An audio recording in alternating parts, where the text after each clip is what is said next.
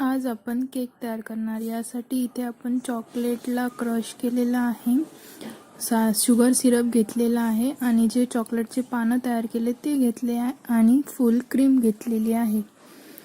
आता आपण एक स्टँडवर आपली प्लेट ठेवायची आहे, ज्यावर आपण केक तयार करणार आहे.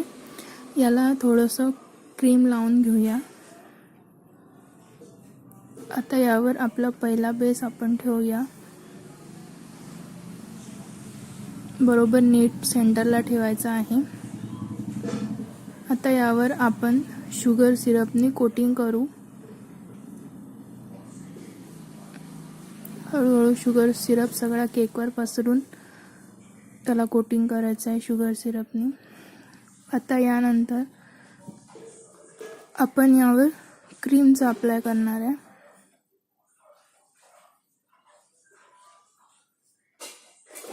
सगळीकडे क्रीम पसरवून घ्यायची आहे.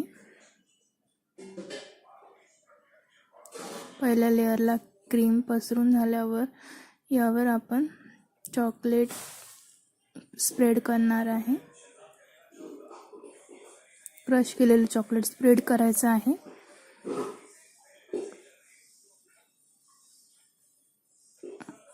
आता आपण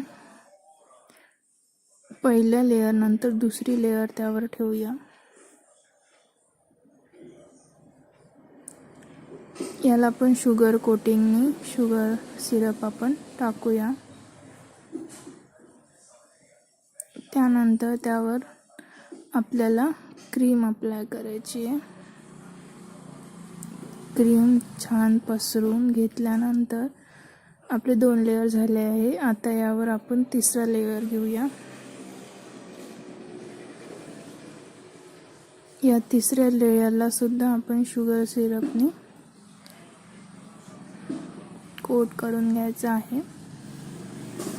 शुगर सिरप टाकून झाल्यावर आता आपण यावर क्रीम पसरून घ्यायची आहे आणि पूर्ण केकला क्रीम लावून घ्यायची आहे. साईडनी सुद्धा क्रीम लावून झाल्यावर आपण याला सेट करायला रेफ्रिजरेटरमध्ये 10 मिनिटं ठेवूया. फ्रीजमध्ये 10 मिनिटं ठेवूया. अशा प्रकारे कोटिंग करून केक रेफ्रिजमध्ये 10 मिनिटं ठेवल्यानंतर हा केक अशा प्रकारे तयार झालेला दिसेल. आता आपण या केकला गार्निश करूया. त्यासाठी आपण इथे चॉकलेट स्प्रेड किंवा चॉकलेटचे जे स्प्रिंकल्स आपण क्रश करून घेतले आहे ते पूर्ण पसरून घ्यायचे आहे खालपर्यंत. आता आपण याला पाइपिंग करूया नोझलनी. स्टार नोझलनी याला आपण पाइपिंग करून घेऊया.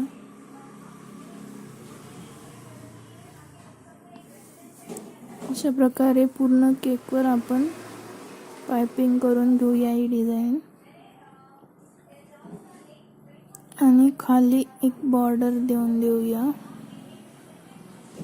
आता हे चॉकलेटची पानं आपण मधात गार्निशिंगसाठी ठेवणार आहोत.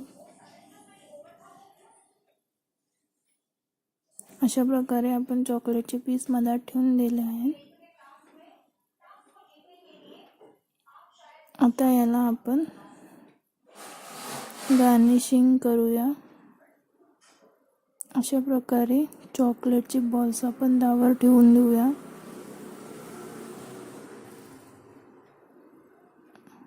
यानंतर अशा प्रकारे नाव टाकून तुम्ही केक सजवू शकता. अशा प्रकारे आपला चॉकलेट केक रेडी आहे. Thanks for watching.